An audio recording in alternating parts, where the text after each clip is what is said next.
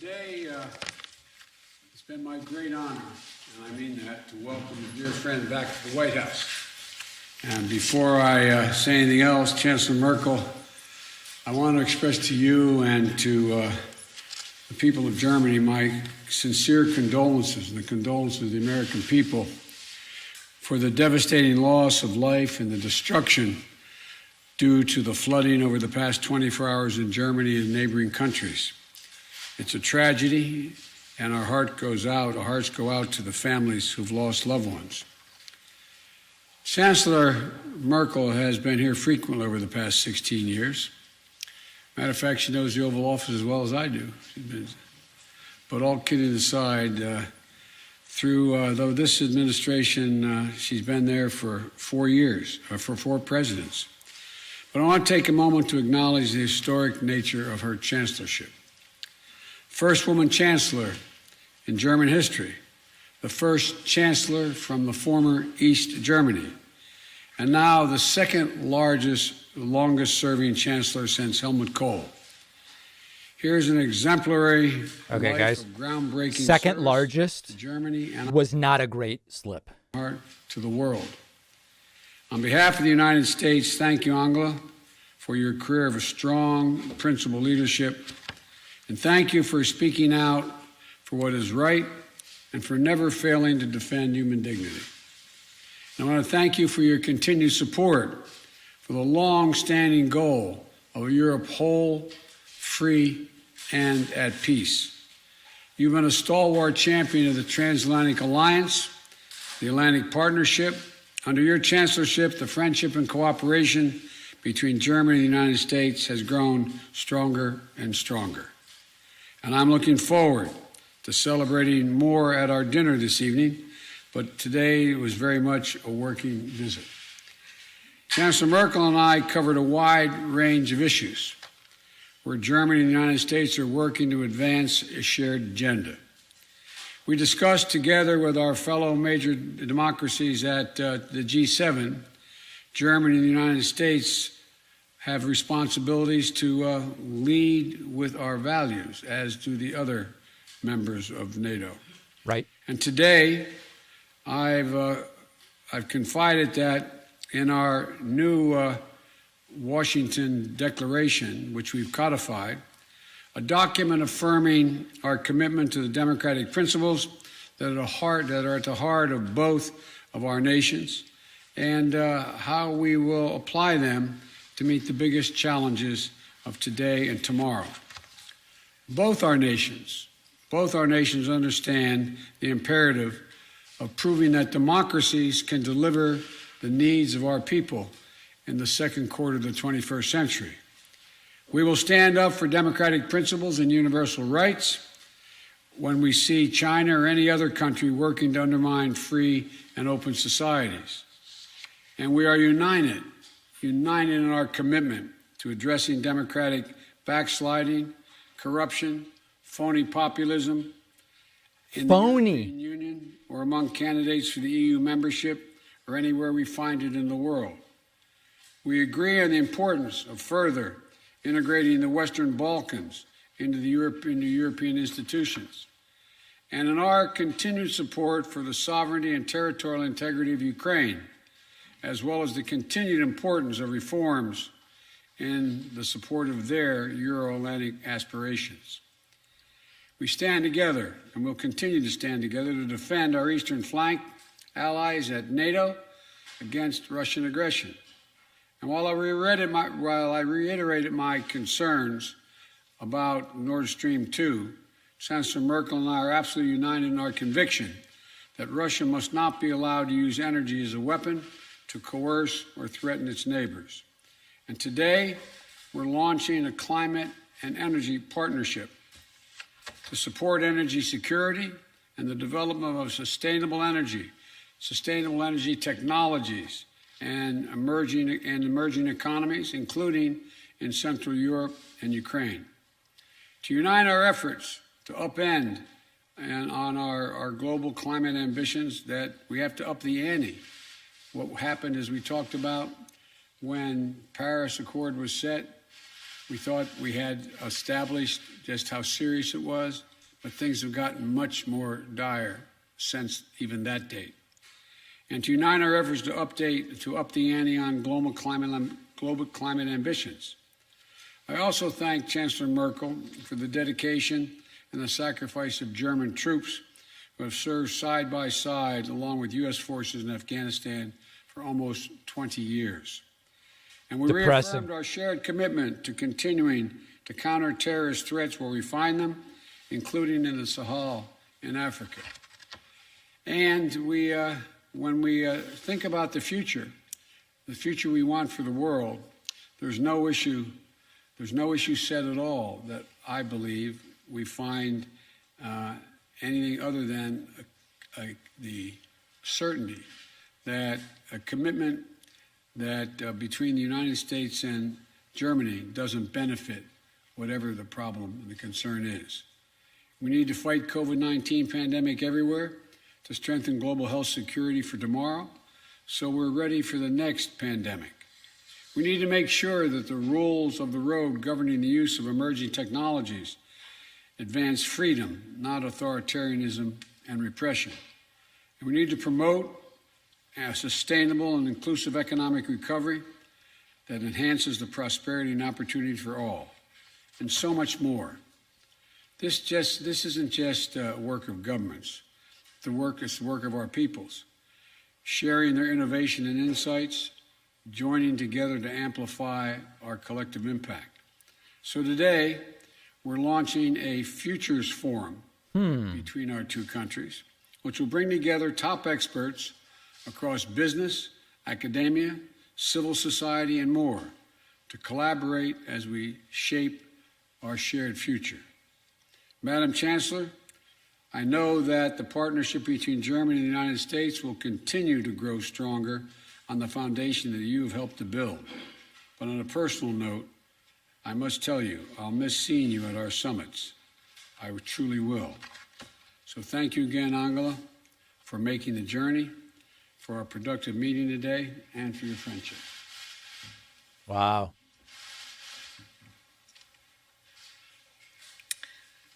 Sehr geehrter Herr Präsident, lieber Joe, zuerst einmal herzlichen Dank für die Anteilnahme an den Flutopfern und Betroffenen in Deutschland. Das wissen wir sehr zu schätzen.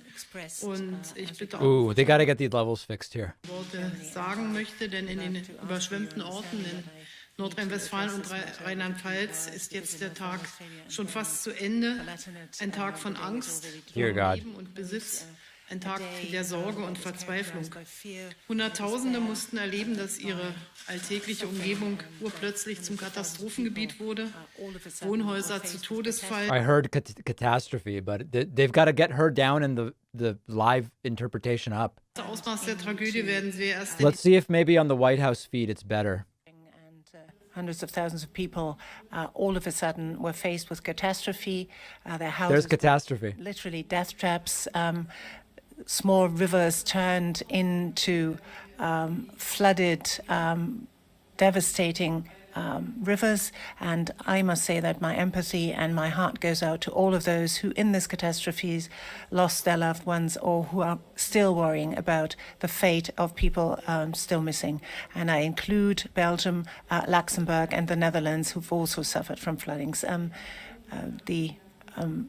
Rescuers, first responders are doing their utmost to help people. I must say that I'm very much feeling with those who've suffered, and I know that millions of people in Germany feel the same. The Minister Presidents of Ms. Dreyer and Mr. Laschet, Minister Presidents of Rhineland-Palatinate and North Rhine-Westphalia, respectively, and also the ministers who are responsible here. I talked to them, and I would like to send out a message to the people that we will not leave them alone with their suffering, and that we're trying our utmost to help them in their distress. Mr. President, dear Joe, thank you for the invitation. Thank you for making it possible to talk to you. It's my first visit since 2019, and I'm so much so happy about the personal exchange. We have seen again today that we're not only partners and allies, but we're very close friends. And thank you for the very friendly exchange. Do you guys think that like Trump, Biden will refer to her as a quote bitch later today? Determination to tackle the challenges of our times, to master them. And I'm deeply convinced that simply committing to these values is certainly not sufficient. We are living at a crucial moment in time where we are facing new challenges, and these challenges need to be translated into practical policies. So I'm very grateful that we have this opportunity to work on foundations, and we lay down those foundations in the Washington Declaration, and also by the way, I'm going to be taking some pretty strong Lufthansa flights in the next few weeks, and I'm even going to be in Frankfurt. I'm going to have one dinner in Frankfurt, if you can imagine it. I'm going to have to make it a good one, right? Together, what sort of solutions they think are appropriate, and I think such structures are very important. There is a very large degree of common ground, as has come out of our talks. We are convinced, both of us, that overcoming this pandemic is only possible if as many people as possible are vaccinated in our countries, and many wish to do that. We have to also support the rest of the world with vaccines. We work together with COVAX, and I'm very grateful to the United States that under your leadership, dear Joe, the US has committed itself very clearly and unequivocally to multilateralism, be it on climate, be it on reform of the World Health Organization, and support also to WTO. Germany and the United States have agreed to provide vaccine doses to poorer countries. We work within COVAX, as I said. We talked about the challenge of climate change, and I am very happy that the United States are now back again with us in the Paris Climate Agreement, and that for Glasgow, that provides us with a totally different basis in order to work among the parties to the treaty in a much better and much more efficient way for climate. And we see countries that are besought by floodings, by wildfires, and by storms in an increasing manner, and that shows that there is a dramatic increase in such unusual weather phenomena, and we have to contend with this. Germany and the United States have now forged an energy and climate partnership. I think it's a very important message that we're sending here. We want to build on future-oriented technologies, green hydrogen, for example, renewables, electromobility. We're in competition with others on this planet, and we would like to be successful together, and Germany is very much looking forward to cooperating in this respect. And I support the President in what he proposed as a global infrastructure project, which we agreed on the G7 summit. Next year, as you probably know, we will have the chairmanship of the presidency of the G7, and we will bring this project forward. We talked about Russia and Ukraine, and in this context also about Nord Stream 2. We've come to different assessments as to what this project entails. But let me say very clearly, that little line, we've come to different assessments, that would be like a 24-hour Trump tantrum attacking her for her position. But the diplomacy is we've come to different assessments. I'm engaged and continue to be engaged in the Minsk process. We will be actively acting should Russia not respect this right of Ukraine that it has as a transit country. So Nord Stream 2 is an additional project, and certainly not a project to replace any kind of transit through Ukraine. Anything else would obviously create a lot of tension. And we're also talking about how we can actually make this very clear together. We also talked about other priorities in our foreign policy, for example, our relationship with China. We are countries who stand up for free, democratic societies, stand up for those rights, civic rights for those who live in these societies. So wherever human rights are not guaranteed, we will make our voices heard and make clear that we don't agree with this. We are also for territorial integrity of all countries of the world. We also talked about the many facets of cooperation and also of competition with China, be it in the economic area, be it on climate protection, be it in the military sector, on security. And obviously, there are a lot of challenges ahead. On the nuclear agreement with Iran, JCPOA, we think that everything ought to be done in order to bring this to a successful conclusion. But I think that is something that is also, the ball very much here is also in the Iranian camp. Now, over many, many years, we've served together in Afghanistan. We've been able to contain, to a certain degree, terrorist dangers, but unfortunately, we have not been able to build a nation as we would like it to look. And still, I would hold it was a good partnership, has been a good partnership with the United States. You know, after 20 years, we may not be able to make that country what we think we should, and it's probably time to get out, yeah. We also talked about Sahel, the Sahel zone, where terrorism is on the rampage, and obviously for us in Europe, this is a great challenge. And also for the countries on the ground, we're very grateful to the United States for their mission in order to contain and push back against these terrorist advances. We also have drawn up we've also agreed on a German-American dialogue between our business communities, because we have considerable trade links and we wish to build on this. And obviously, the economy and economic ties are of prime importance to us. It was a very, very good exchange. We're close partners. I would like this to remain even after I have left office. And I think with this visit, we probably paved the way to make it possible to also create formats where we can exchange, because the world will continue to be a place that is full of challenges. So thank you very much for making it possible for us to tackle those together. Thank you. Thank you very much. We're each going to take 2 questions, and I'm going to begin by... Whoa, don't go crazy now. Steve Portnoy, and congratulate you on your new role as president of the White House Correspondents Association. Thank My you, sympathies. No, but thank you. I appreciate that, sir. On behalf of the press corps, thank you. And we're looking forward to the day we can have even more reporters all the way to the back of the room. So thank you very much. I have a couple of questions for you, also a question for the Chancellor. But Mr. President, with respect to Latin America and the developments there in the last week plus, Yes. what are the circumstances under which you would send American troops to Haiti? That's the first question. The second question is, when it comes to Cuba, what is your current thinking on American sanctions toward Cuba and the embargo?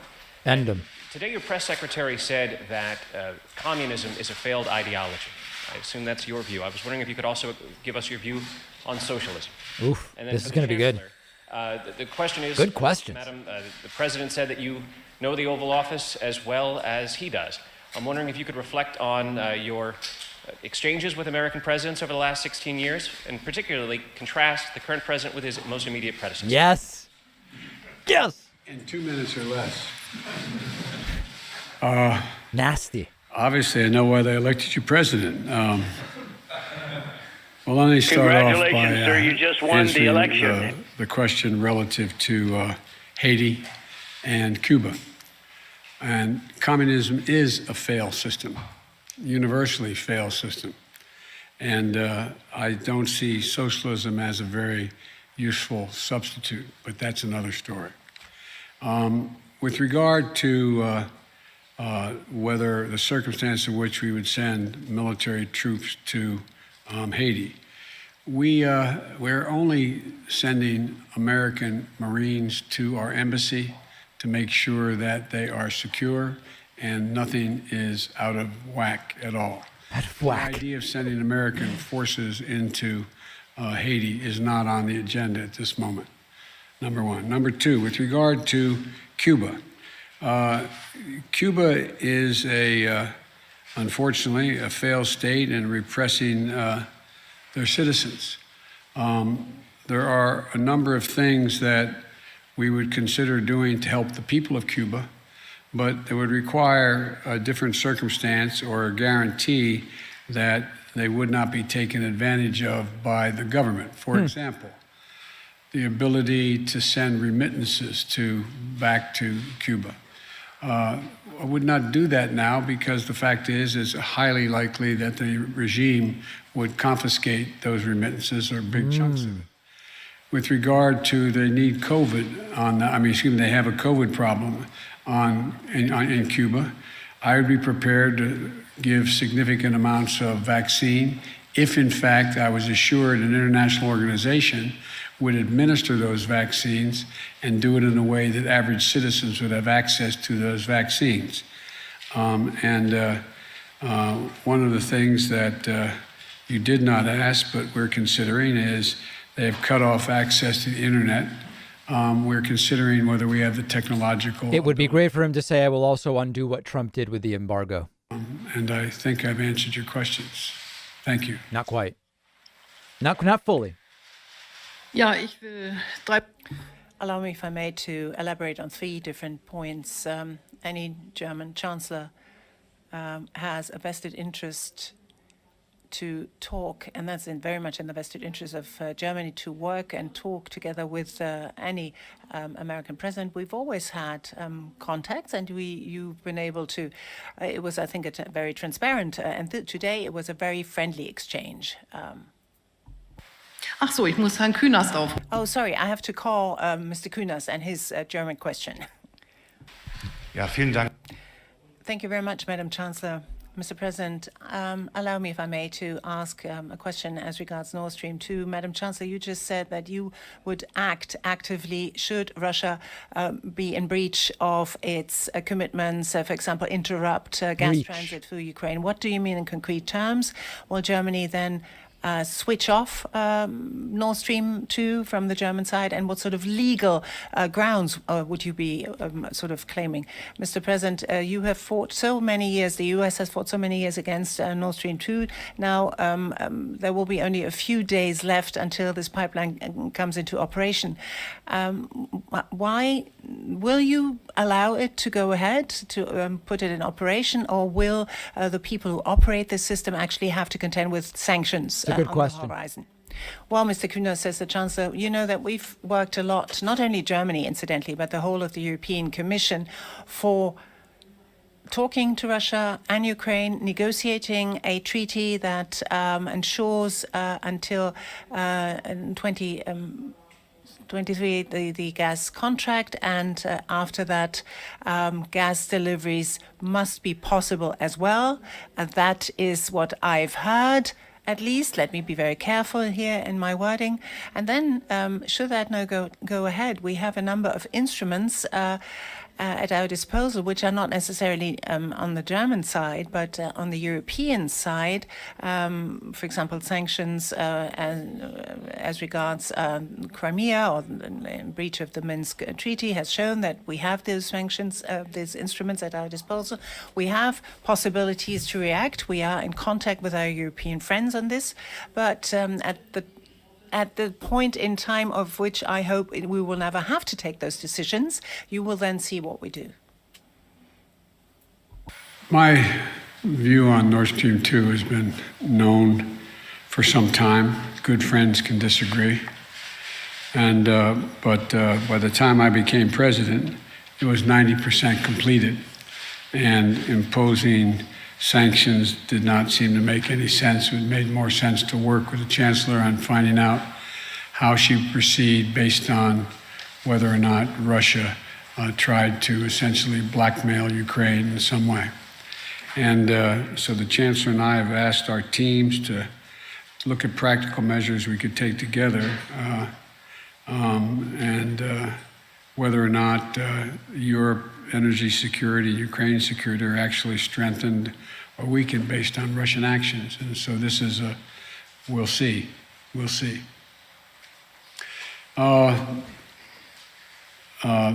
Ms. Leonard of Bloomberg. Okay.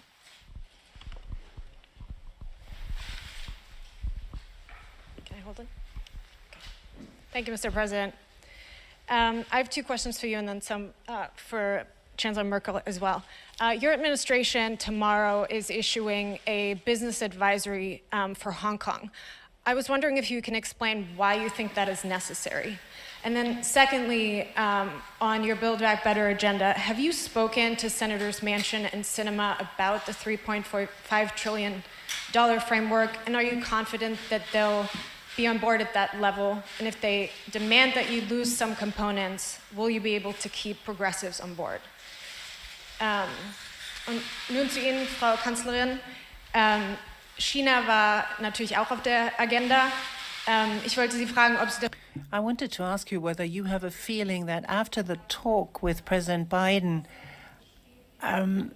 he better understands your viewpoint as regards China, or whether the situation is still tense, whether there's still decoupling, and secondly, whether you think that the United States has contributed enough to vaccinate the rest of the world, or do you think it's is it appropriate for children in the United States being vaccinated, children below the age of 12, while adults in other countries have no chance to get vaccinated? That's all. I thought I said we'd take 2 questions, but I guess that translator would take 2 questions or more from each person called on. Let me talk about the business advisory. Man. The situation in Hong Kong is deteriorating, and the Chinese government is not keeping its commitment that it made how it would deal with Hong Kong. And so it is more of an advisory as to what may happen on Hong Kong. It's as simple as that, and as complicated as that. With regard to, am I confident? I'm supremely confident that everything's going to work out perfectly in terms. Look,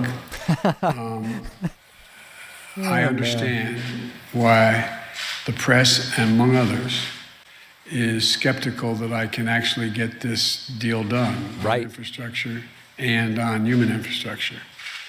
And I've watched and listened in the press, declared my initiative dead at least 10 times so far. I don't think it's dead. I think it's still alive. I still have confidence we're going to be able to get what I proposed and what I've agreed to in the bipartisan agreement on infrastructure.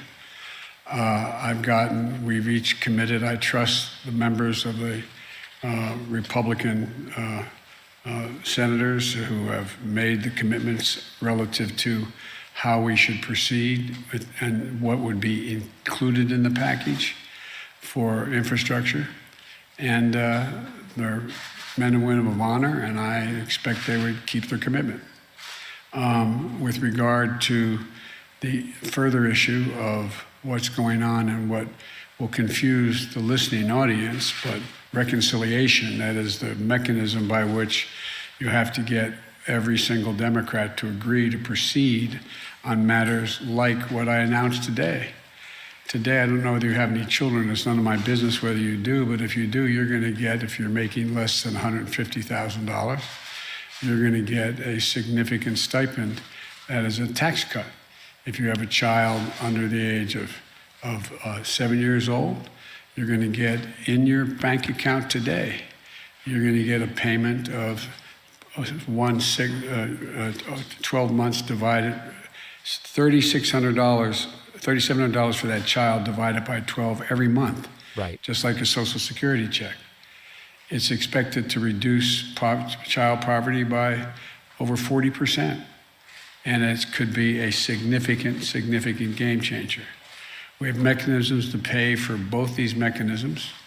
And there may be some mechanisms to pay for mechanisms is good. What mechanism is used to pay for each of these items, both the infrastructure package and the human infrastructure package. But I believe we will get it done. Thank you. Wir haben über China gesprochen. We talked about China, and there is a lot of common understanding that China in many areas is our competitor. Trade with China needs to rest on the assumption that we have a level playing field so that we all, play by the same rules, have the same standards. That incidentally was also the driving force behind the EU-China agreement on trade, that they abide by the core labor norms of ILO. And we are convinced of ours needing to be technological leaders for our countries, our two countries, in many areas. Obviously, it's legitimate for China wishing to do this as well. But for example, we will cooperate in many technological, state-of-the-art technologies. For example, chips. I think the act that the president launched is fundamental in this respect and crucial. And we want to trade together at a time of digitalization where security issues loom very large on our agendas. We ought to have an exchange on this. We ought to talk about this. We ought to talk about norms, standards that govern the internet, whether we can agree on common norms. I think particularly as regards the relationship of us with China, we ought to coordinate our efforts. We do that in the European Union, and we should do it with the United States. And then there are interests, obviously, sometimes divergent interests, but sometimes common interests. But we also have obviously areas where American companies compete with European companies, and we have to accept that. But I think basically the rules as to how we deal with China ought to rest and do rest on our shared values. And I think on the pandemic, we are obviously of the opinion that the pandemic, we can only master the pandemic if each and everyone is vaccinated. We are trying to boost production. We are trying also to get as many people in our country vaccinated as possible, which obviously opens us up to criticism of those countries who as yet have not had the chance, which is why we invest a lot of money in COVAX, which is why we encourage our companies to increase their production of vaccines.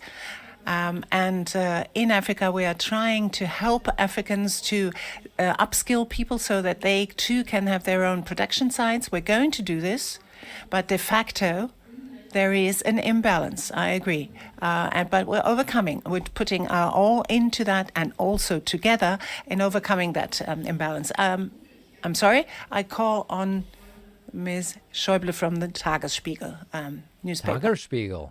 Thank you. One for each of you. Mr. President, my first question touches an issue that worries a lot of people in the US and in Germany. Can you explain to us why there still is a travel ban for people coming from Germany or other states of the European Union, while people from Turkey, where the number of new cases are 7 times as high, Perfect question. can come? Perfect. You have repeatedly said that you're following scientific data. What is the main argument for not lifting the travel ban for the Schengen region? And Chancellor Merkel, Sie haben mit den... You talk to the business companies here. You heard their concerns, you heard their headaches. Some have threatened that they're going to shift business away from the United States. What was your main argument to work for a lifting of the travel ban, and have you had success with this? We brought in the head of our COVID team because the Chancellor brought that subject up.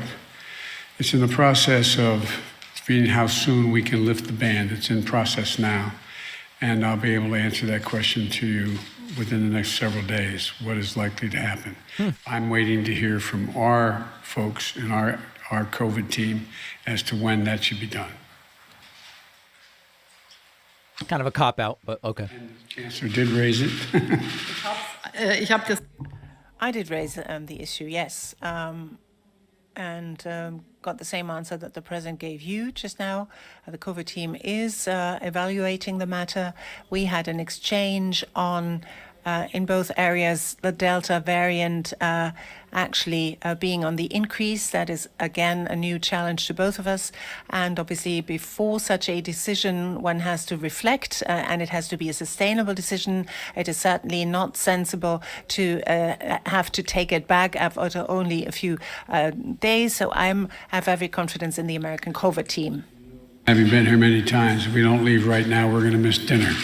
Chancellor and I have a dinner with a number of folks, and very shortly. So, thank you for your attention, and thank you for your question. Nice early dinner, huh? Thank you. All right, there it is.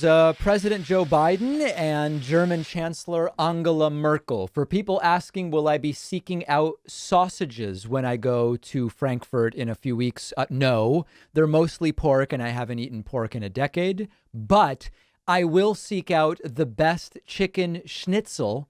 Someone recommended to me a place in Frankfurt called Main Diner. I have no idea whether that's the best chicken schnitzel, but I will take recommendations. Thank you very much, everybody. We will see you all very, very soon. That's absolutely clear.